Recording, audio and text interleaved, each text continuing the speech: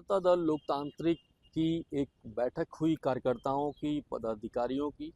और इस बैठक के बाद जनता दल लोकतांत्रिक के मुखिया रघुराज प्रताप सिंह उर्फ राजा भैया ने ऐलान किया था कि इस लोकसभा चुनाव में वे ना ही एनडीए जो बीजेपी का पूरा गठबंधन है उसका, और ना ही कांग्रेस के अंदर जो इंडी गठबंधन है उनका, किसी भी गठबंधन का समर्थन नहीं करेंगे।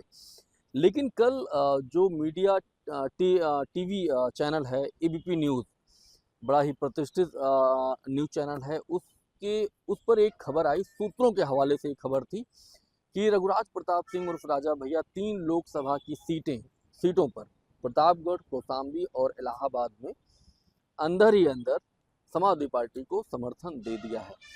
कल ये खबर 10 बजे से चल रही है और आज देखिए 12-1 तो बज ही रहा होगा जब तक ये वीडियो मैं शूट कर रहा हूँ। 24 घंटे से ज़्यादा हो गया है और अभी तक इस सूत्रों के हवाले से जो खबर चल रही है, बहुत सारी स्टोरीज भी इस पर आ चुकी है। एबीपी न्यूज़ तो लगातार चला ही रहा है।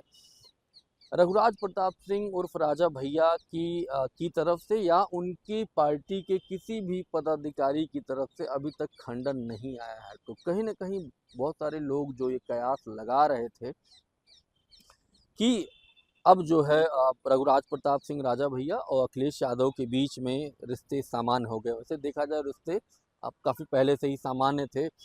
ये रिश्ते खराब कैसे हुए थे आपको याद है, साल 2018 के राज्यसभा चुनाव के दौरान जिस तरह से उन्होंने समाजवादी पार्टी के उम्मीदवार का समर्थन किया था और दूसरा वोट बीजेपी को दे दिया था। बाद में उनका एक ट्वीट आता है, उससे पहले अखिलेश यादव ने उनकी फ़ोटो लगा के ट्वीट भी किया था कि आपके समर्थन के लिए बहुत बहुत धन्यवाद।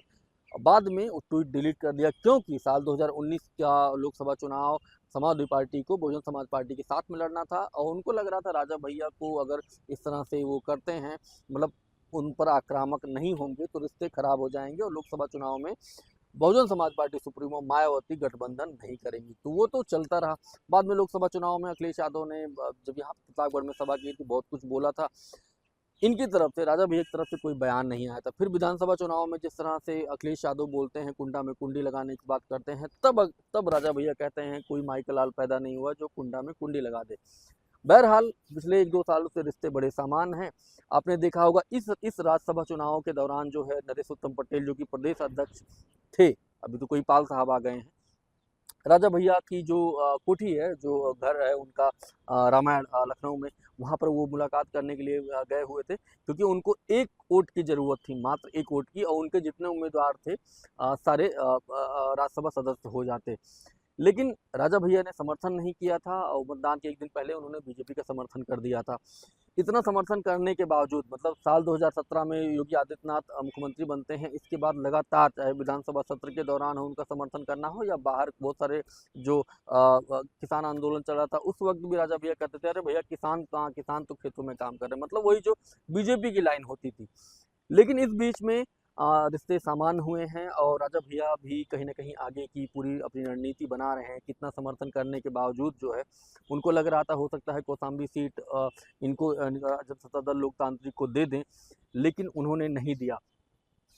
इसके बाद ये भी चर्चा हुई थी शायद समाजवादी पार्टी के साथ अंदर खाने उनकी बातचीत चल रही है। फिलहाल उनकी तरफ से कोई रिस्पॉन्स नहीं आया है। अब जो है ये सारी तैयारी जो रणनीति राजा भैया की तरफ से बनाई जा रही है, ये साल 2027 विधानसभा चुनावों के परिप्रेक्ष्य में बनाई जा रही है।